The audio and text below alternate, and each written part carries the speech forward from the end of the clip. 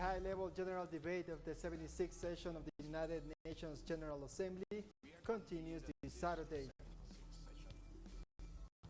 The delegations of the Venezuelan government and opposition sectors began the third round of talks in the Mexican capital.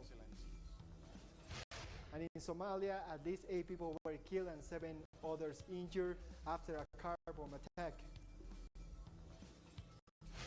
Hello and welcome to TeleSUR. I'm Jose Daniel Lopez in Quito, Ecuador, and this is from the South. The high-level general debate of the 76th session of the United Nations General Assembly continues this Saturday, as well as the high-level dialogue on energy, a collateral event including the participation of 100 member states, as well as businesses leaders, foundations, and international civil society and youth organizations to mobilize commitments and actions in terms of green energy. During his intervention in the 5th day of the UN Assembly, the Prime Minister of St. Vincent and the Grenadines, Ralph Gonsalves, said that the sanctions against Cuba, Venezuela, and Nicaragua must come to an end. He also talked about the Israel-Palestine conflict. Many ancient and long-standing political quarrels ought to come to an end in these new perilous times which humanity faces. At the top of the list must undoubtedly include the refusal of Israel and its international backers to come to terms with the requisite of an independent Palestine and a secure Israel in accord with repeated resolutions of this august body. And similarly, the refusal of the United States of America to dismantle the internationally unlawful and crippling economic blockade of Cuba, and to bring to an end the unjust, harsh, unilateral economic and financial sanctions against Venezuela and, to a lesser extent, Nicaragua. The Prime Minister of Haiti, Ariel Henry, swore to find the perpetrators and those who ordered the assassination of Jovenel Moïse. Be remiss of me not to reaffirm the deep appreciation of the government of the Republic of Haiti for the Bureau's initiative of the 75th session of the General Assembly to organize a tribute on the 14th of July 2021 to His Excellency, in the memory of His Excellency President Jovenel Moïse. He died tragically from an assassin's bullets in the night from the 6th to the 7th of July this year.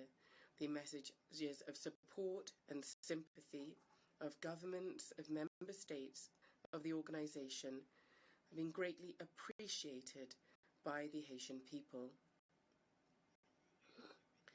I would like to reaffirm here from this rostrum my determination to do all I can to find all of the perpetrators, the accomplices, and those people who ordered this heinous crime. Nothing, absolutely nothing, no political maneuver, no media campaign, no distraction can deter me from this goal to bring justice for President Moïse. It is a duty to his memory, a duty to his family, and a duty to the Haitian people. The criminal investigation underway is a difficult one. It was a transnational crime, and because of this, we are formally requesting mutual legal assistance. This is a priority of my government for the entire nation. This crime must not remain unpunished, and the perpetrators, all the perpetrators, must be brought to justice. The President of Nigeria, Muhammadu Buhari, stated that his country will continue supporting the United Nations and its respected forums. In this regard, my delegation will continue to support the United Nations as the indispensable forum for international cooperation and the cornerstone of the multilateral system rooted in respect for international law, including international human rights law, and predicated on a rules-based order. Also, the president of Palestine, Mohamedou Abbas, condemned the Israeli occupation of the Gaza Strip and surrounding Palestinian territories and called for the Israeli regime to honor its obligations. This occupation persists, despite having concluded a declaration of principles known as the Oslo Accord to achieve peace and mutual recognition with Israel in 1993, while we remained committed to all of its elements to this day and agreed to every call and initiative to achieve a political solution on the basis of international legitimacy, including the 2002 Arab Peace Initiative and the 2003 Quartet Roadmap, Israel has not honored its obligations under the signed agreements and has evaded participating in peace initiatives and instead pursued its expansionist colonial enterprise, destroying the prospect of a political settlement based on the two-state solution. In her appearance before the United Nations General Assembly, Prime Minister of Barbados, Mia Mottley, called on the international community to move from talk to action in order to build a fair international system. The answer, Madam Vice President, is that we are waiting for urgent, global, moral, strategic leadership. How many more crises must hit before we see an international system that stops dividing us and starts to lift us up? How many more times must people come to this podium and speak about the plight of the people of Cuba and Haiti?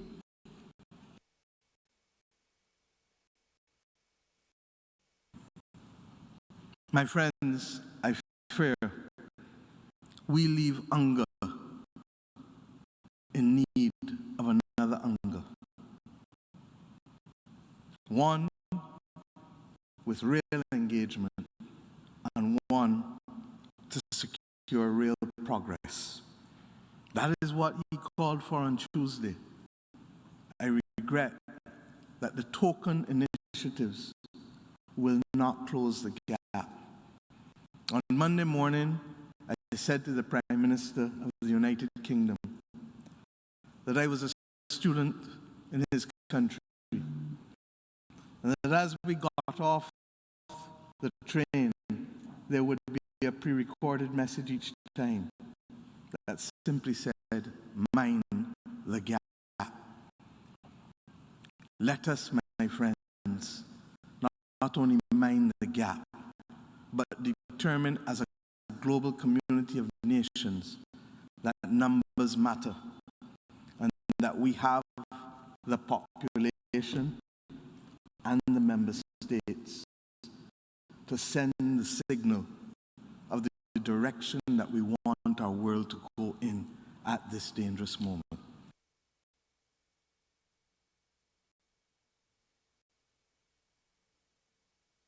Meanwhile, the president of Germany, Frank-Walter Steinmeier, emphasized that Europeans, Germans, and the entire international community need to do more to achieve peace and stability in the world.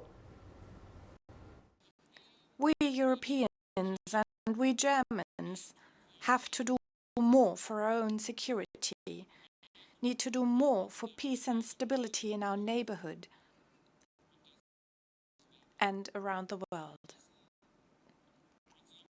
We need to continue our multilateral efforts in Libya, in eastern Ukraine, in the Middle East.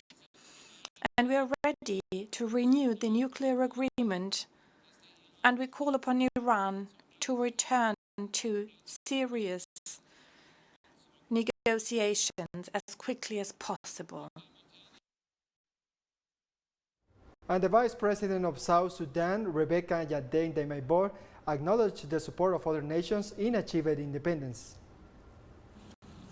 First, I would like to acknowledge that although our independence was product of the struggle and sacrifices of our people, we could not have won without the political and material support from our friends, allies, and partners from around the world.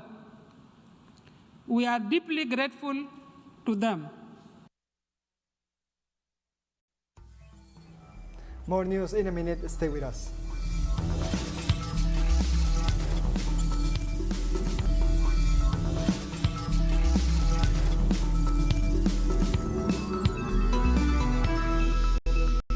Welcome back. The delegations of the Venezuelan government and opposition sectors began the third round of talks in the Mexican capital with the mediation of Norway. The head of the government delegation, Jorge Rodriguez, stated that in this new phase, the return of the assets held abroad and stolen for the Venezuelan state will be requested.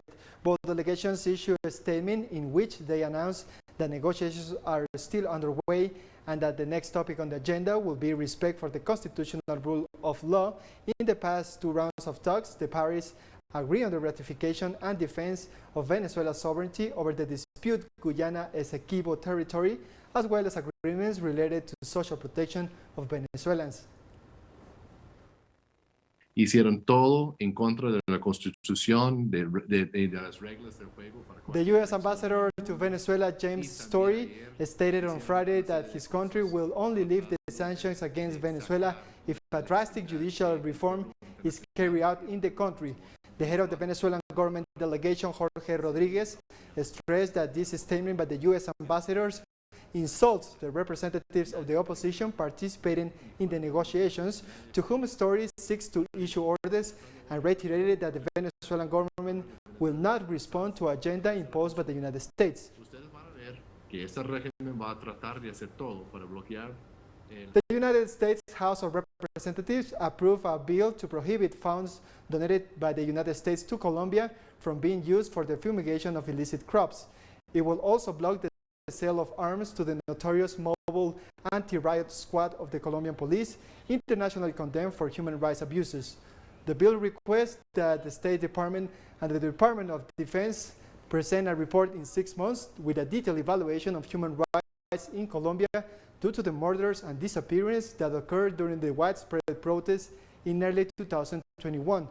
The government of Iván Duque has announced that it will return to using glyphosate in the spread illegal crops 6 years after its suspension.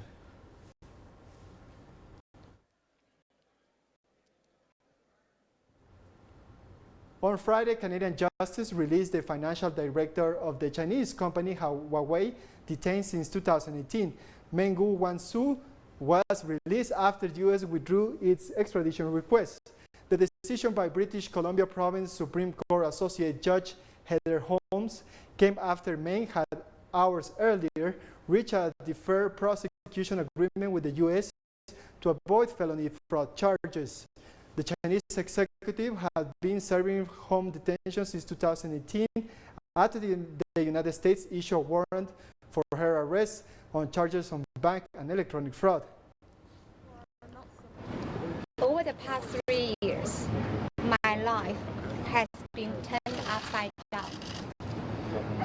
It was a disruptive time for me as a mother, a wife, and a company executive.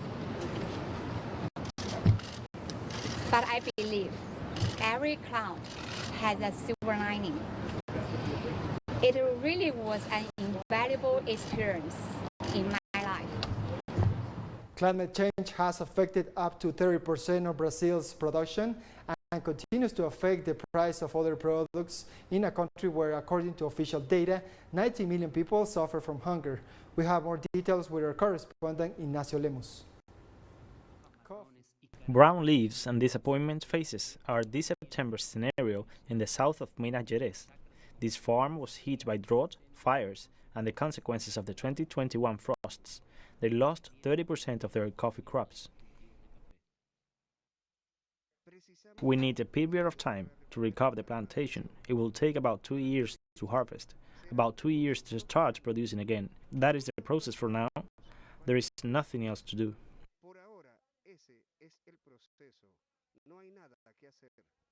Another plantation with 2 years of work was completely lost.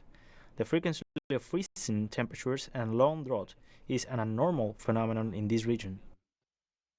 I am 24 years old and I have never seen anything like this. There are always frosts, but not in that proportion. 1 week before the end of September, 4 states and the federal district already exceed the historical average of fires registered by the satellites of the National Institute for Space Research. Burned areas that have been burning year after year become more vulnerable and flammable in this period of drought as a result of human actions that do not stop and do not allow repair. In our region, there are a lot of wildfires. Some time ago, a fire was ignited in my uncle's coffee plantation. We were there to contain the fire.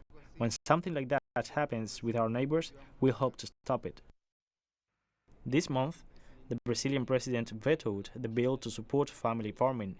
In the last year, the price of coffee in Brazilian supermarkets increased on average 82%, while soybean oil went up by 87%, rice 70%, and potatoes 48%. According to official data, more than half of the Brazilian population is unable to properly feed itself. Ignacio Lemos y Julian Asif para TeleSUR. Cuba's regulatory authority has granted emergency use authorization for the domestically produced Soberana Plus vaccine against COVID-19 to be used only on people who have recovered from the virus aged 19 and over. The decision was made taking into consideration that Soberana Plus met the quality, efficiency, and safety requirements for this sector of the population and provides beneficial elements in terms of added immunity against the potential risk of reinfection. To date, 42% of Cuban population has been fully vaccinated. Children are also being vaccinated as part of a plan to have more than 90% of the island immunized by the end of November. This vaccine strengthens the immunity acquired by these subjects when suffering from the disease, and therefore prevents reinfection during the development of the pandemic. The Cuban government announced the partial reopening of food services in Havana and other provinces where COVID-19 cases are failing. Governor of Havana, Reynaldo Garcia Zapata, explained that more than 500 state and private establishments will reopen in the capital, including more than 300 restaurants, 95 coffee shops, and the famous Copelia ice cream parlor. The governor said that after a year and a half of pandemic closures, it is necessary to reactivate the capital's economic and social life. In order to take a step, government authorities evaluated the epidemiological situation in Havana, taking into consideration the positive evaluation reported in the last 7 weeks, with the daily case number dropping from almost 2,000 to 400. We found out about the new measures of the news yesterday, and well, one of the new measures was the gradual reopening of some restaurants and so on. We are happy, of course, because it has been a while since we went out.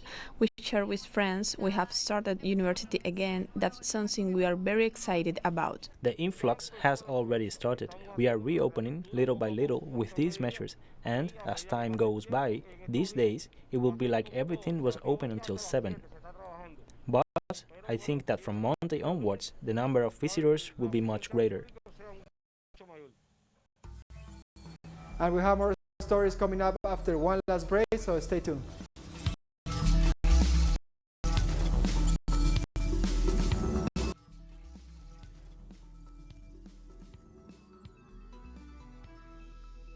Welcome back.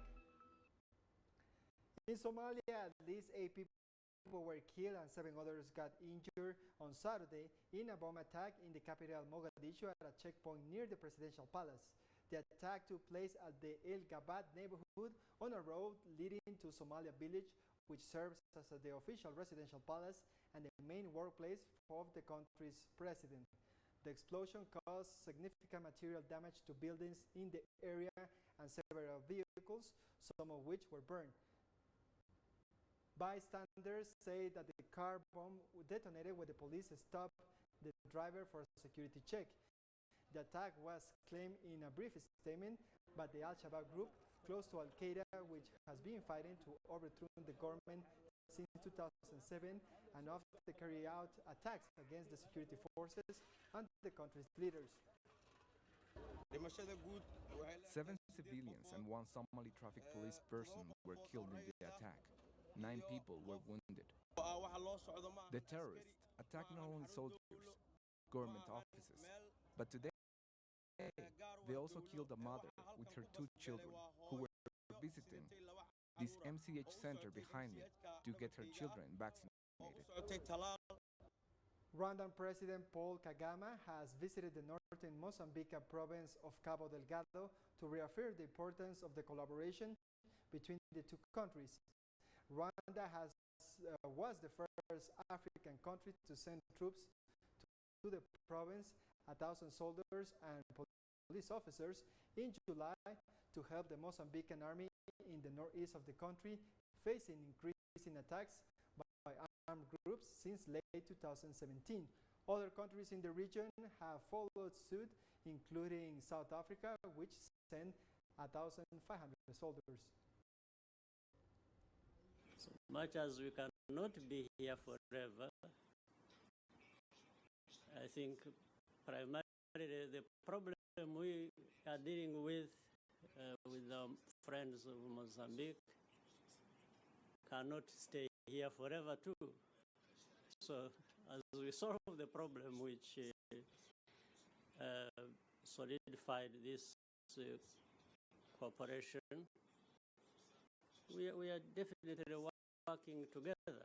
I don't see any insurmountable problem here, whether it is fighting against insurgents, dealing with terrorists, and at the same time dealing with development matters that are being talked about. I don't see any insurmountable problem. Pakistan's Prime Minister Imran Khan issued a speech on Friday rejecting criticism from Western governments over his country's alleged role in the collapse of the Afghan government and the takeover of the Taliban insurgency. The current situation in Afghanistan, for some reason, Pakistan has been blamed for the turn of events by politicians in the United States and some politicians in Europe. From this platform, I want them all to know the country that suffered the most, apart from Afghanistan, was Pakistan when we joined the US war on terror after 9/11. The United Nations World Food Program has warned that unless it receives urgent funding, 60 million people in Yemen face starvation. The head of the World Food Program, David Beasley, stressed in a high-level meeting on Yemen's humanitarian crisis that food rations will be cut for 3.2 million in October and for 5 million by December unless new fundings arrive.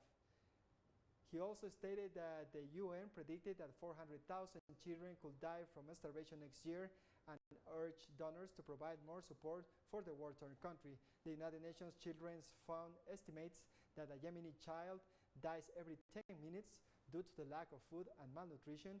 In other words, 1,000 infants per week.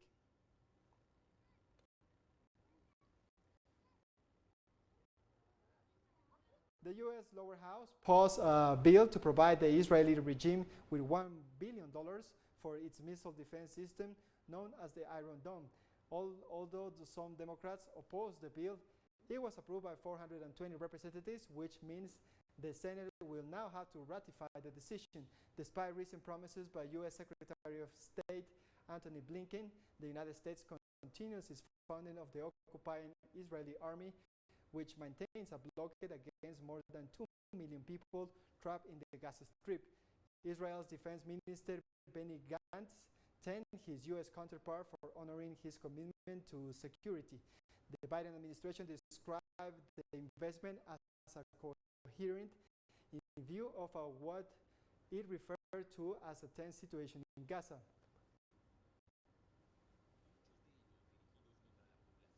And we come to the end of this news brief, but remember you can find this and many other stories as always in our website at telesurenglish.net. And join us on social media, Facebook, Twitter, and Instagram. For TeleSUR English, I'm Jose Daniel Lopez. Thank you for watching.